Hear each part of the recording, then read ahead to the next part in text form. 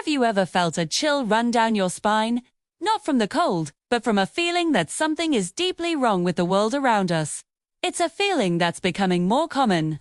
We see it in the headlines, we feel it in the air, and we witness it in the changing seasons. This isn't just a string of bad luck, this is nature's final warning. For decades, scientists have been the sentinels, watching the slow, creeping changes in our planet's health. They've measured the rising temperatures, the melting ice caps, and the climbing sea levels. They've warned us about the consequences of pumping endless carbon into our atmosphere. But for a long time, these warnings felt distant, like a problem for a future generation. Well, that future is now. We are living in it, too. Think about the extreme weather events that have become the new normal. Wildfires that rage for months, consuming entire landscapes and painting the sky an apocalyptic orange. Hurricanes that intensify with terrifying speed, transforming from tropical storms to catastrophic monsters in a matter of hours. Floods that swallow towns whole, leaving behind a trail of devastation and despair. And droughts that turn fertile farmlands into barren dust bowls, threatening our very food supply. Each event is a headline, a tragedy, and then it fades from our collective memory, replaced by the next disaster. But they are not isolated incidents. They are interconnected symptoms of a planet in distress. They are the planet's fever spikes, its desperate cries for help. Let's look at the biodiversity crisis. We share this planet with millions of other species, an intricate web of life that has evolved over eons. But this web is unraveling at an unprecedented rate.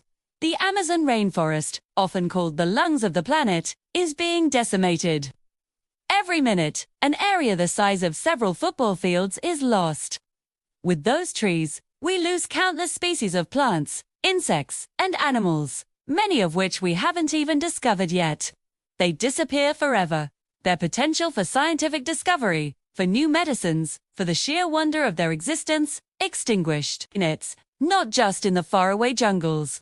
Look to the oceans. Our coral reefs, the vibrant underwater cities that support a quarter of all marine life, are bleaching. They're turning into ghostly white skeletons because the water is becoming too warm and acidic. This is a devastating blow to marine ecosystems and to the coastal communities that depend on them for food and protection. When the coral dies, the fish disappear, and the entire food chain collapses. We are acidifying our oceans with our carbon emissions, creating a hostile environment for the life that has thrived there for millennia. These aren't just environmental issues, they are human issues. The consequences are landing squarely on our doorsteps. Farmers are struggling to grow crops in unpredictable weather, leading to food shortages and rising prices. Coastal communities are facing the reality of relocation as sea levels rise and eat away at their homes.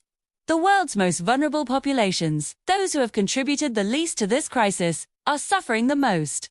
This is a matter of climate justice. Access to clean air, clean water, and a stable environment is a fundamental human right, and it's a right that is being threatened for millions. The air we breathe is another casualty. In many major cities, the air quality is so poor that it's a direct threat to public health.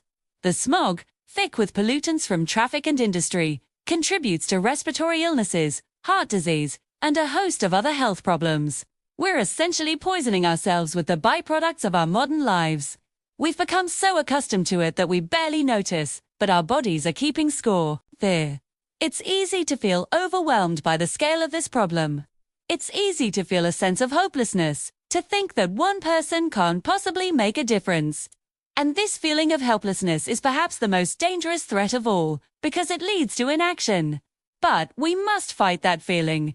We are not just passive observers in this story, we are the protagonists. And the final chapter has not yet been written. Death.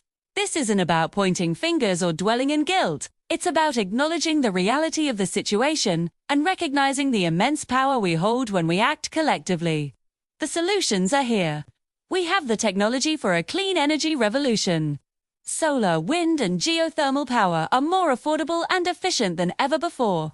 We can redesign our cities to be greener, more walkable, and less reliant on cars. We can shift to more sustainable agricultural practices that work with nature, not against it.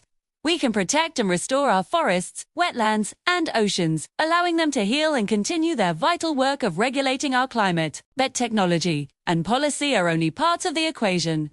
The real shift needs to happen in our hearts and minds. It requires a change in our relationship with the natural world. We need to move away from a mindset of extraction and consumption to one of stewardship and regeneration.